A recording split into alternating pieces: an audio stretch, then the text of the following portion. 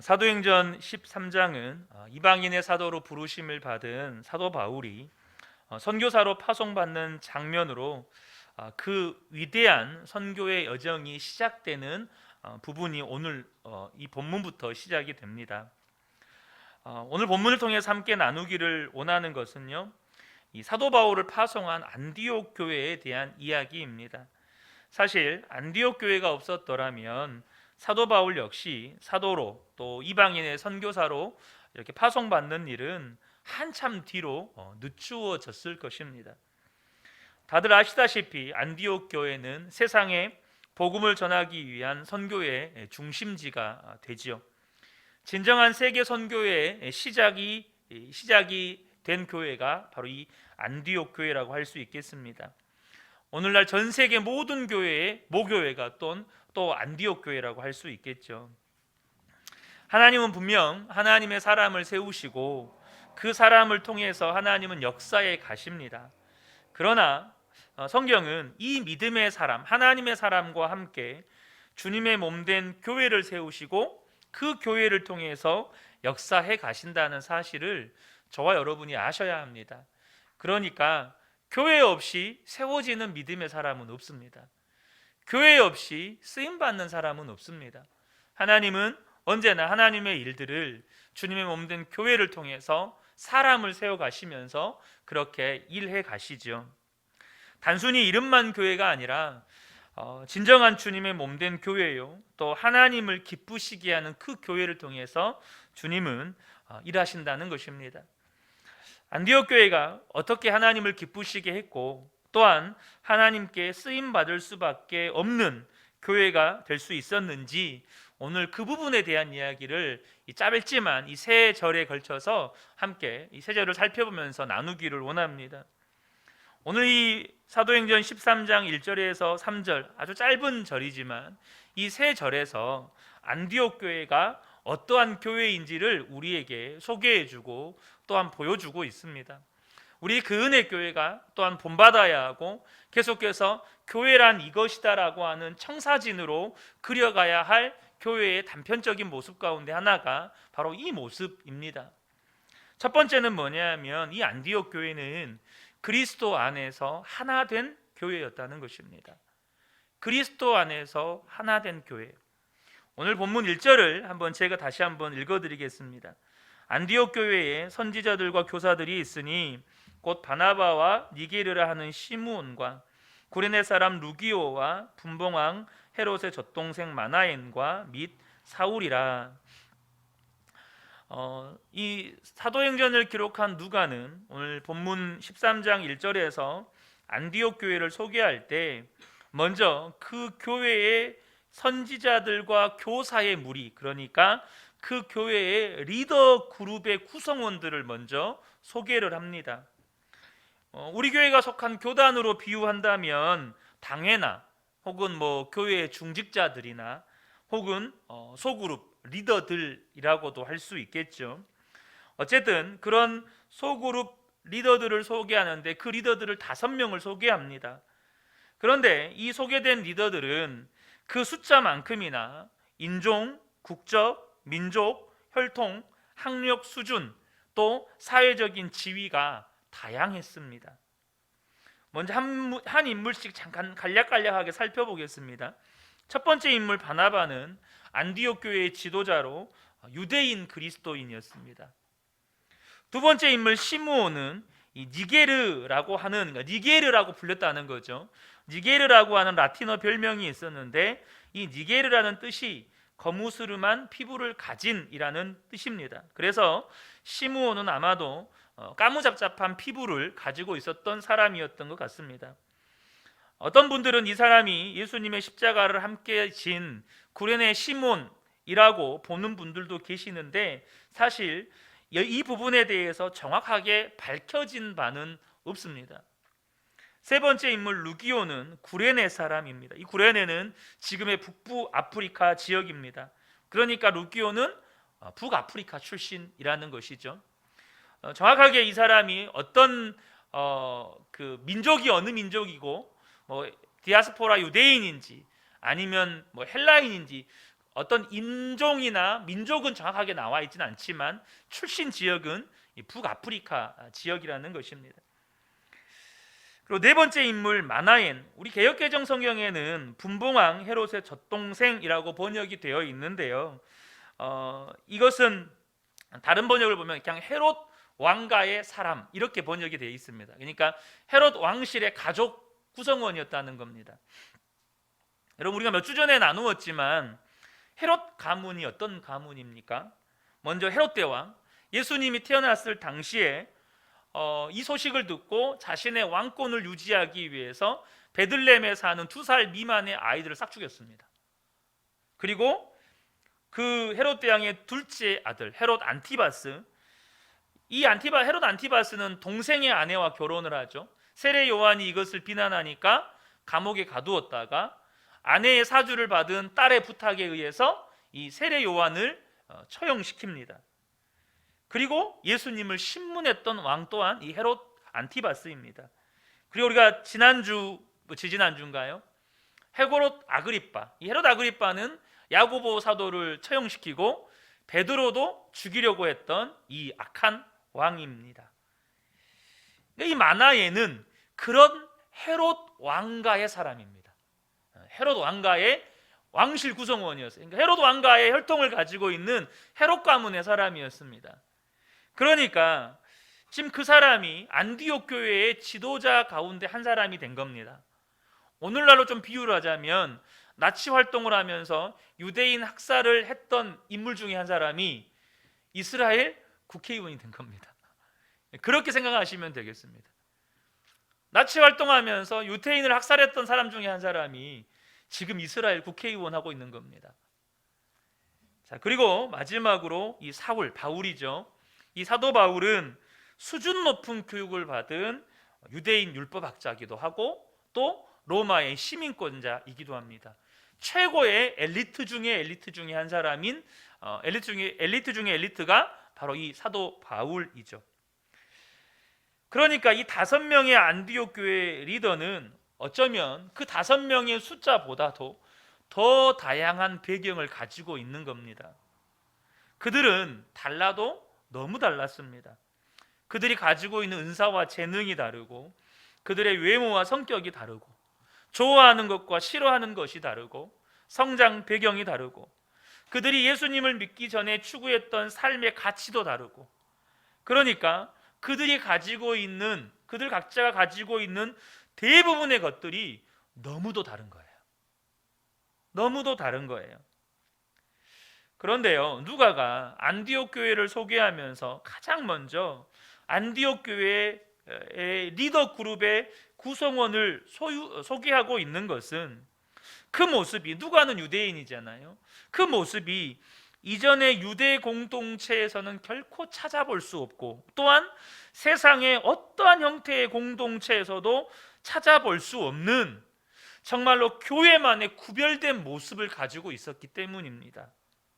그렇게 안디옥 교회만의 세상 공동체와 구별된 모습이 무엇이었습니까? 그것은 하나가 되었다는 것입니다.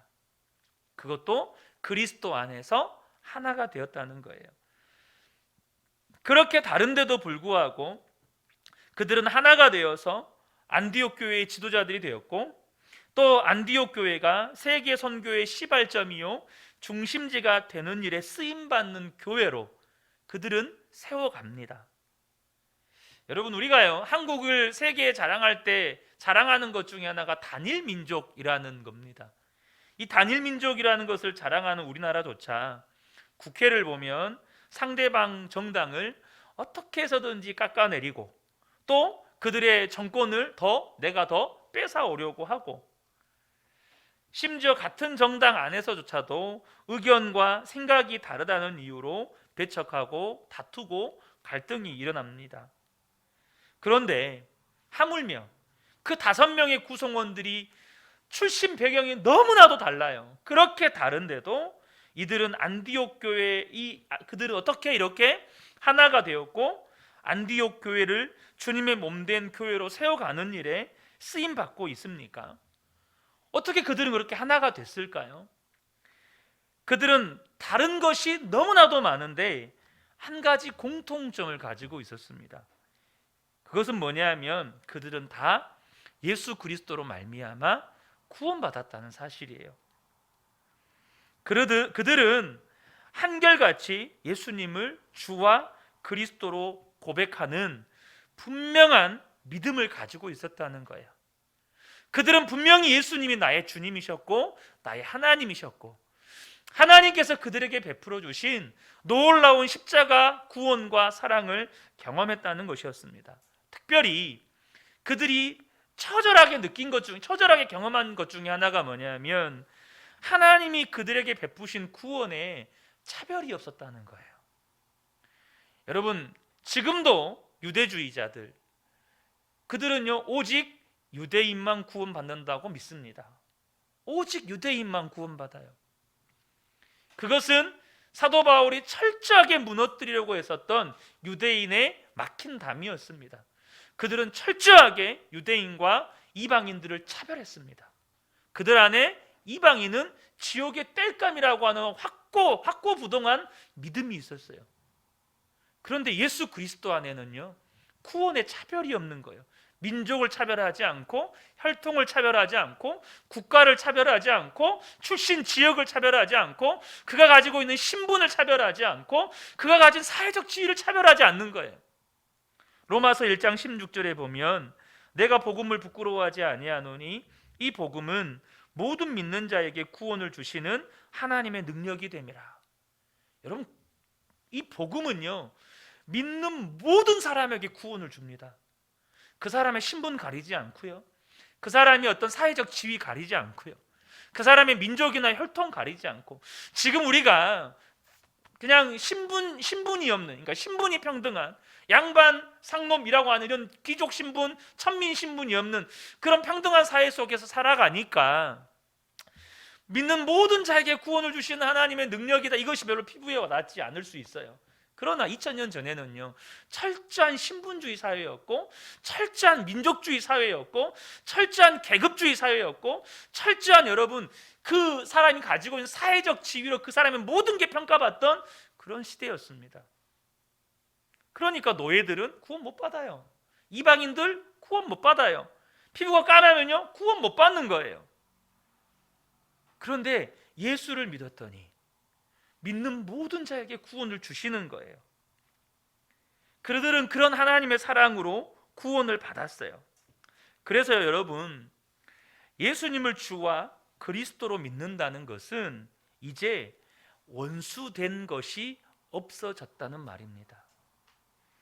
에베소서 2장 14절을 보면 그는 우리의 화평이신지라 둘로 하나를 만드사 원수된 것 곧 중간에 막힌 담을 자기 육체로 허시고, 예수님께서 십자가에서 죽으실 때 나와 이웃 사이에 원수된 것, 막힌 담까지 허무셨습니다. 여기서 말하는 이웃은 예수 그리스도를 믿는 믿음의 공동체 안에서의 다른 형제들을 말합니다. 그 원수되게 하는 것 혹은 그 막힌 담이 뭡니까? 나와 다름입니다. 나와 다름이 그와 나를 원수되게 합니다. 나와 다름이, 우리는 그를 다름을 틀림으로 받아들이고 인정하지 못하고 용납하지 못하고 포용하지 못하고 수용 안 되는 겁니다.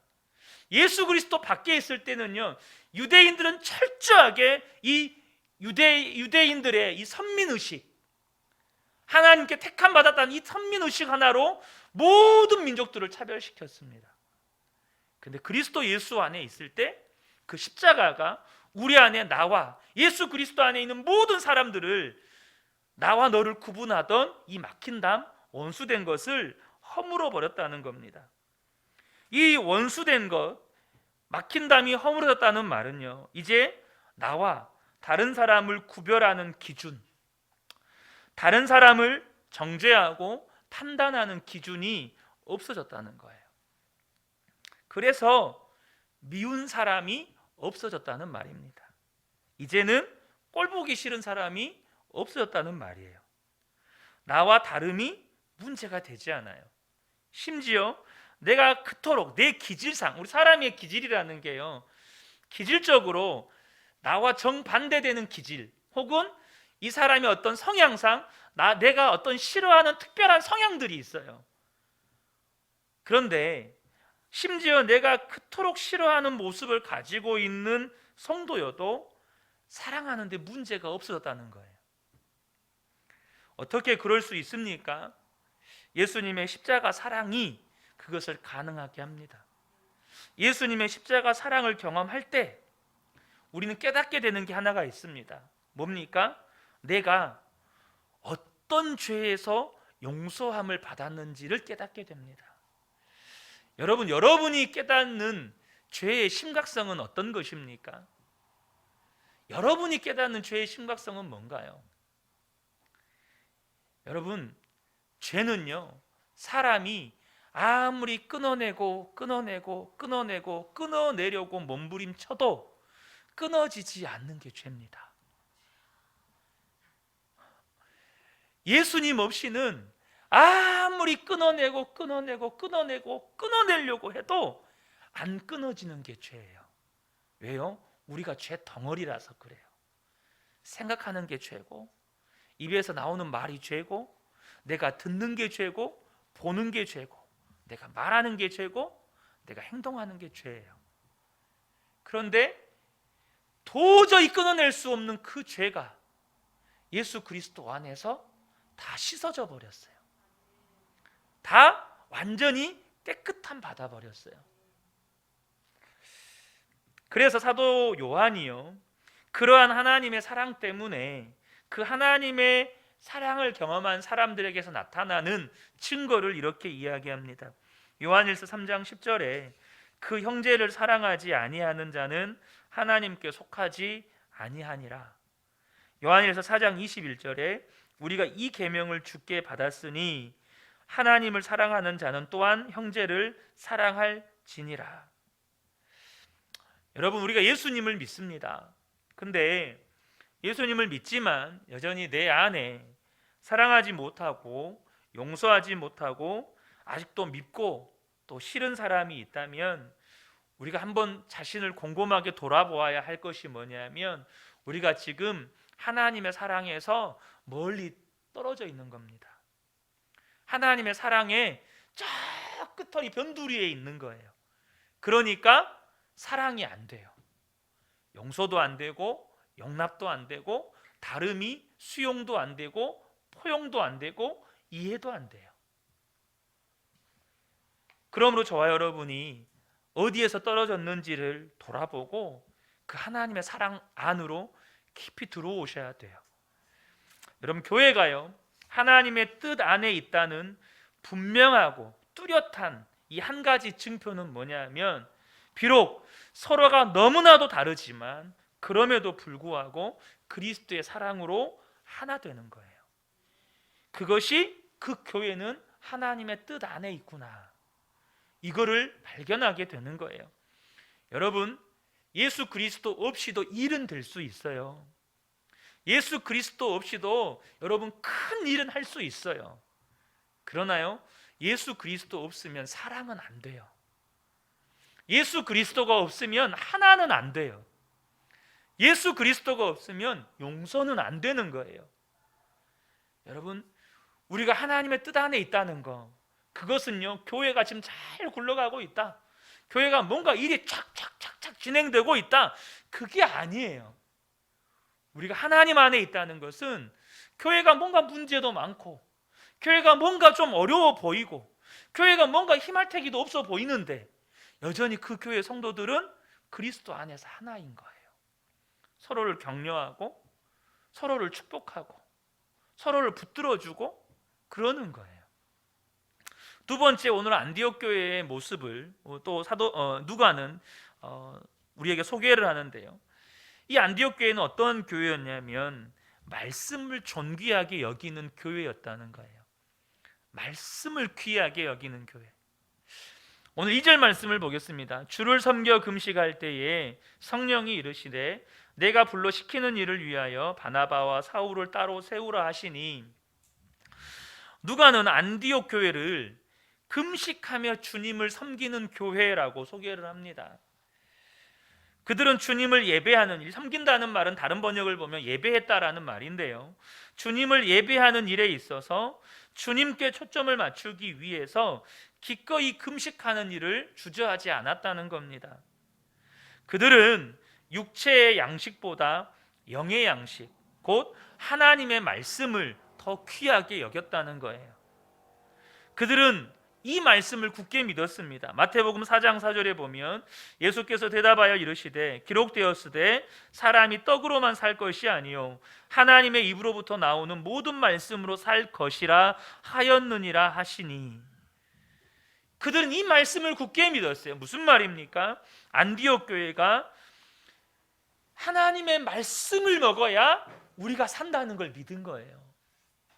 말씀을 먹어야, 말씀을 붙들어야, 말씀을 들어야 그들이 산다는 걸 믿은 거예요.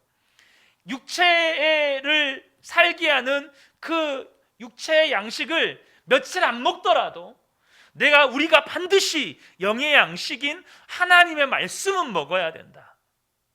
여러분, 그때는 물론 구약 성경이 기록되어 있기는 하지만 그 성경이 여러분 오늘날처럼 흔합니까? 다 두루마리 성경들 아니겠습니까?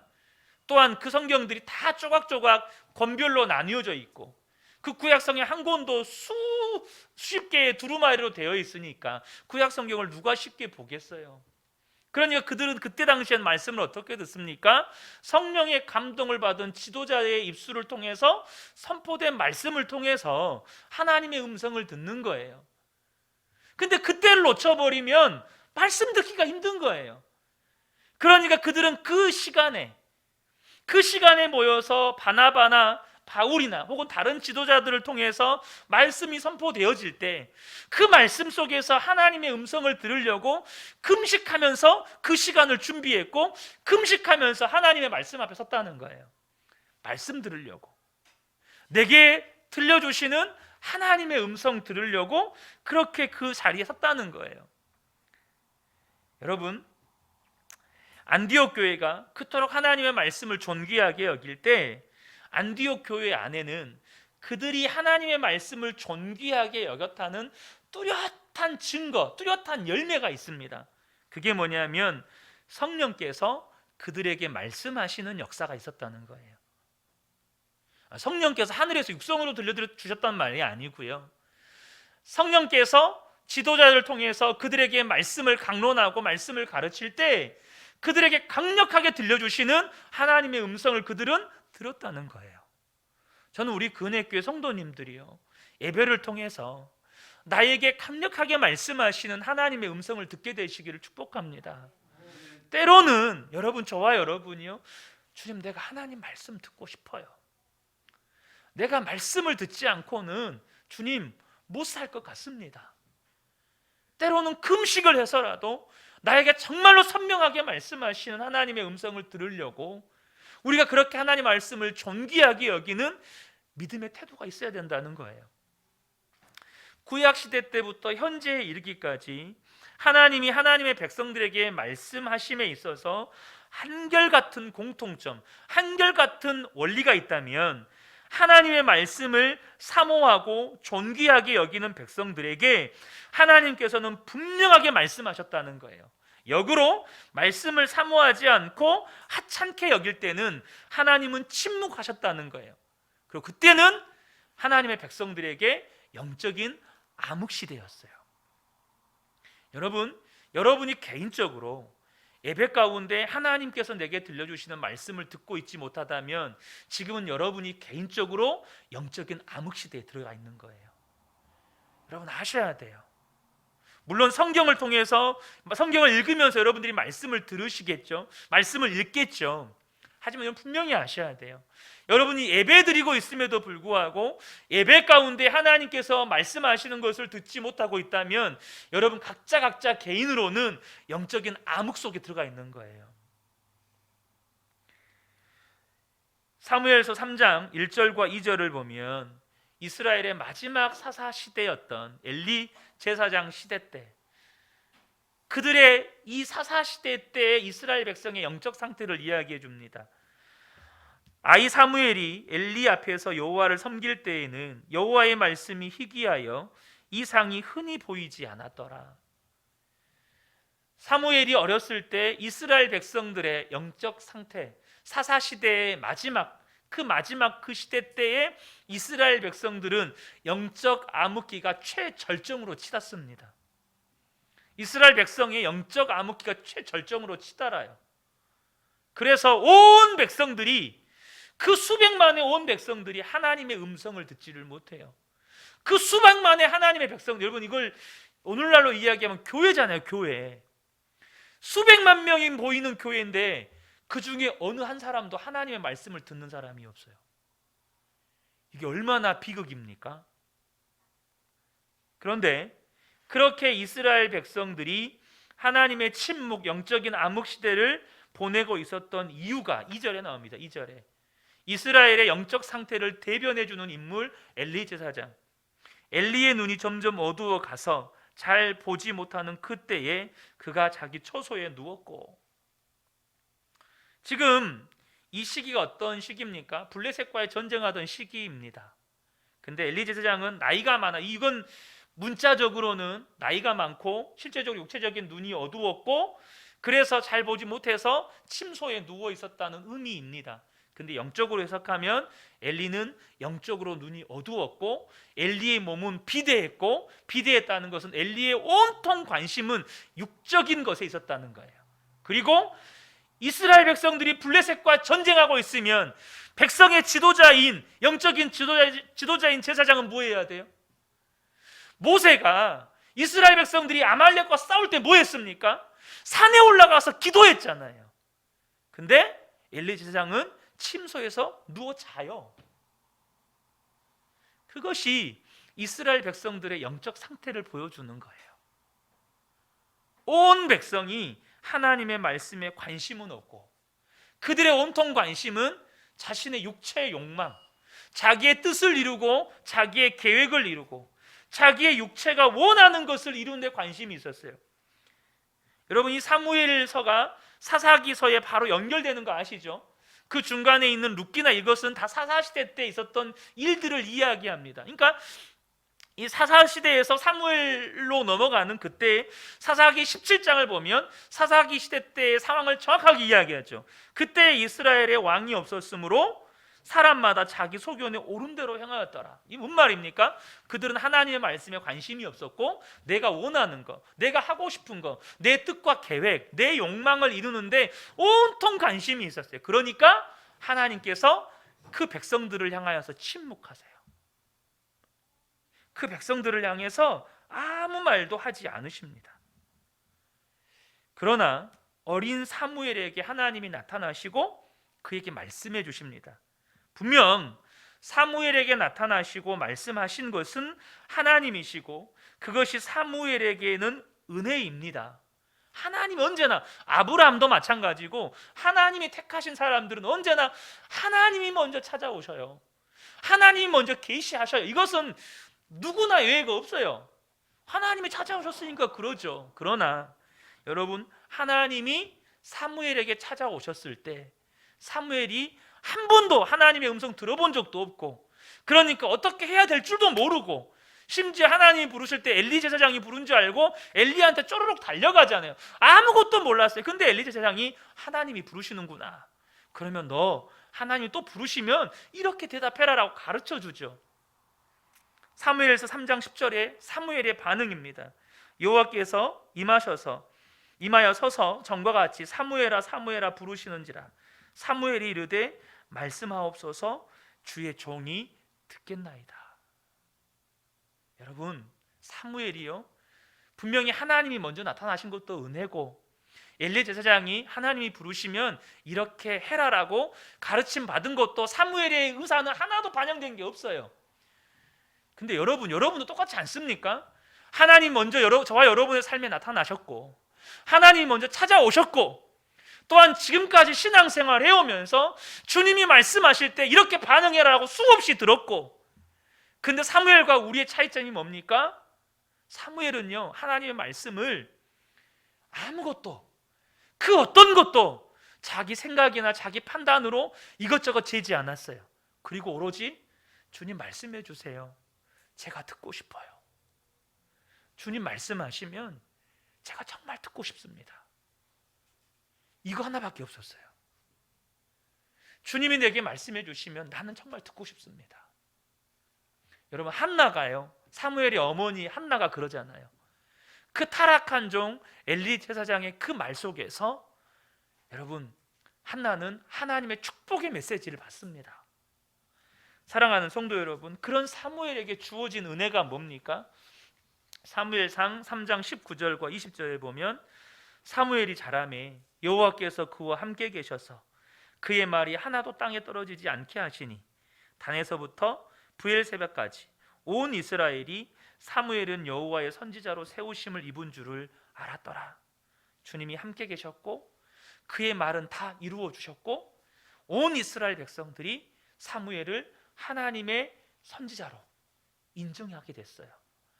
사랑하는 성도 여러분, 저와 여러분이 그 은혜 교회를 이렇게 주님의 몸된 교회로 세워가는 지체로 부르심을 받지 않았습니까? 아마 저와 여러분 안에 우리 그 은혜 교회가 정말로 하나님이 기뻐하시는 교회가 되기를 원하는 열망이 있으실 겁니다. 여러분, 그것은요 다른 누가 만들어가는 게 아닙니다. 분명히 주님이 우리 안에서 일하시지만 그 일하실 때 주님은 우리를 통해서 일하십니다. 근데 주님이 정말로 그 일을 해가실 때 우리 안에 사시는 게 뭐냐면 말씀을 존귀하게 여기는 교회를 주님은 존귀하게 사용하신다는 거예요. 주님, 내게 말씀하십시오. 내가 듣겠습니다. 여러분, 언제나 우리가 하나님 앞에서 하나님, 내게 말씀해 주십시오. 내가 듣겠습니다. 이렇게 말씀을 존귀하게 여기는 은혜가 있으시기를 축복합니다. 그 말씀을 존귀하게 여길 때 하나님도 그 교회와 그 성도들을 존귀하게 여기십니다. 세 번째인데요, 세 번째는 뭐냐면 이 안디옥 교회가 말씀에 순종하기 위해 대가를 감수하는 교회였다는 거예요. 3절을 보겠습니다. 이에 금식하며 기도하고 두 사람에게 안수하여 보내니라. 성령께서 안디옥 교회에게 말씀하셨습니다. 바나바와 사울을 파송해라. 선교사로 보내라. 3절에서 안디옥 교회는 이 하나님의 말씀에 순종하는 모습을 보여줍니다. 그런데 이것은 단순히 순종했다는 것을 우리에게 보여주는 것이 아닙니다. 그것은 안디옥 교회의 순종은 큰 대가 지불이 있었다는 거예요. 안디옥 교회가 든든히 서 가는데 핵심적인 역할을 했던 인물은 바나바와 바울입니다. 1절에서 누가는 안디옥 교회 리더들을 소개할 때요, 제일 처음에는 바나바를, 제일 나중에는 바울을 소개합니다. 헬라어는 종종 한 문장에 가장 중요한 두 단어를 처음과 나중에 둡니다. 그러니까 그 다섯 인물들 가운데 가장 중요하게 역할을 했던 인물들이 바나바와 이 바울이라는 거예요. 그만큼 바나바와 바울은 안디옥 교회 리더들 가운데에서도 가장 중요하게 또 가장 영향력 있는 인물로 여겨지던 사람이었습니다. 그 이유가 뭘까요? 사도행전 11장에 보면 25절과 26절에 이제 안디옥 교회가 믿는 자들이 생겨나면서 교회가 세워집니다. 예루살렘 교회가 이 소식을 듣고 바나바를 파송을 하는데 바나바가 혼자 가지 않고 다소에 가서 사울을 데리고 안디옥 교회로 가요. 26절에 보면 안디옥에 데리고 와서 둘이 교회에 1년간 모여 있어 큰 무리를 가르쳤고 제자들이 안디옥에서 비로소 그리스도인이라 일컬음을 받게 되었더라. 여러분 어떠신가요? 저도 제 개인적인 경험상 제가 지금까지 거의 이제 30년 넘게 35년 정도 신앙생활을 해오면서 제가 갑작스럽게 영적으로 성장했던 시기들이 있습니다. 정말 잊을 수 없는 지금의 나를 있게 만들어준 어떤 인생의 터닝 포인트와 같은 전환점이 될 만한 은혜를 경험했던 시기들이 있습니다. 그런데 그 은혜를 경험할 때 나 혼자 갑자기 하늘에서 벼락 내리듯이 은혜를 경험합니까? 그렇지 않죠. 하나님이 세우신 사람을 통해서 그분을 통해서 양육받고 훈련받고 말씀 듣고 그러면서 신앙이 정말로 무슨 비 온 다음에 대나무 자라듯이 쑥쑥 자랄 그런 시기들이 있었어요. 여러분, 그런 어떤 지도자들을 통해서 그런 영적인 성장, 그런 은혜를 경험하게 되면 그 지도자들을 바라보는 마음 자세가 어떻습니까? 여러분, 완전히 다른 겁니다. 완전히 달라요. 그냥 그 목사님은 예수님처럼 보이는 거예요. 진짜 그 목사님은 하나님의 사자처럼 보이는 거예요. 너무나도 귀하고 또 내가 사랑하고 존경하는 마음으로 바라보게 되죠. 지금 본문에 바나바와 바울이 안디옥에 와서 1년 동안 제자들을 가르쳤는데 그들이 바나바와 바울의 가르침을 받은 뒤로 세상 사람들이 볼 때도 우와, 저들은 진짜 예수님 닮았네. 세상 사람들이 볼 때도 그리스도인이라고 부를 만큼 그들의 삶에 획기적인 전환점이 있었다는 거예요. 이 바나바와 바울 때문에 그들의 신앙생활이 완전히 바뀌어버렸다는 거예요. 그럼 이들 마음 안에 이 바나바와 바울에 대한 마음이 어떻겠습니까? 여러분, 사랑의 교회 하면 떠오르는 분이 있죠. 옥하는 목사님. 온누리 교회 하면 떠오르는 분이 있습니다. 하용조 목사님. 순복음 교회 하면 조용기 목사님. 어느 교회 이름만 대면 딱딱딱 떠오르는 목사님들이 계세요. 여러분, 그 교회 성도님들이 그 목사님을 바라보는 마음이 어떨까요? 여러분, 거의 예수님 바라보듯이 그 목사님들을 바라보는 겁니다. 그런데 갑자기 성령님이 그 목사를 선교사로 파송해라. 여러분, 지구촌 교회 이대 목사님, 이동원 목사님 다음에 이대 목사님, 제가 성함이 잠깐 기억이 안 나는데요. 그분이 7년 사역하시고 갑자기 카메룬인가 아프리카의 카메룬인가 정확하게 나라 이름은 생각이 안 납니다. 선교사로 가셨습니다. 여러분, 교회에서 그 훌륭한 목사님 선교사로 보낸다고 얼마나 많은 성도들이 마음 아파하고 힘들어했는지 몰라요. 그분이 그 결단하고 하나님의 부르심 따라서 아프리카 선교 갔을 때 수많은 성도들이 아파하고 힘들어했어요. 여러분, 근데 안디옥 교회가 그 교회를 세우기까지 지대한 영향을 미쳤던 이 바나바와 바울을 파송하라고 했을 때 그들의 마음은 어땠을까요? 이러다 우리 교회 큰일 나는 거 아니야? 이러다 우리 남은 우리들은 어떻게 하라고? 안 그래도 믿음 연약한 성도들 많은데 교회 성도들 다 뿔풀이 흩어지겠다. 다음 주부터 안 나오겠는데? 그 은혜스러운 바나바의 설교, 그 능력 있는 바울의 설교 못 들으면 성도들 아무도 안 나오겠는데? 여러분, 이런 마음의 두려움도 있을 것이고 수만 가지 생각이 드는 거예요. 근데 그들이 어떻게 합니까? 선교사로 파송하라는 그 하나님의 말씀에 여러분, 바나바와 바울을 파송하는 여러분 대가 지불을 감수하는 겁니다. 교회 입장에서 큰 손해를 감수하는 겁니다. 그들은요, 하나님의 말씀에 순종할 때 상상할 수 없는, 이루 말할 수 없는 손해를 감수하고서라도 그래도 우리는 말씀에 순종해야 해. 우리 교회가 당장은 힘들겠지만, 우리 교회가 당장은 사람들 안에 막 요동함도 있겠지만 하나님이 말씀하셨으니까 우리는 기꺼이 그 말씀에 순종해 가야 돼. 여러분, 사랑하는 성도 여러분, 안디옥 교회는요, 그러한 대가와 손해를 감수하고서라도 하나님의 말씀에 순종하는 일에 주저하지 않았습니다. 그 말은 적어도 이 안디옥 교회 성도들은 주님이 교회의 머리이시고 주님이 교회의 구주라는 사실을 분명하게 믿었다는 거예요. 에베소서 5장 23절에 보면 그리스도께서 교회의 머리됨과 같음이니 그가 바로 몸의 구주시니라. 주님께서 교회의 머리시고 주님께서 교회의 구주시니 비록 바나바와 바울을 파송함으로 인해서 여러 가지 부분에서 공백이 있고 여러 가지 부분에서 어떻게 보면 어려움도 있겠지만 하나님이, 우리 주 예수님이 반드시 교회 책임지신다. 반드시 교회 가운데 또 다른 구원의 일을 행하신다. 이 믿음 가지고 그들이 손해를 감수하고서라도 하나님의 말씀에 순종해 가는 거예요. 사랑하는 성도 여러분, 그들이 하나님의 말씀에 순종하기 위해서 대가지불, 손해를 기꺼이 감수했을 때 하나님은 바나바와 바울을 통해서 놀라운 선교의 역사를 일으키셨을 뿐만 아니라 안디옥 교회는 계속해서 바나바와 바울을 후원하고 동역하는 교회로 쓰임 받습니다.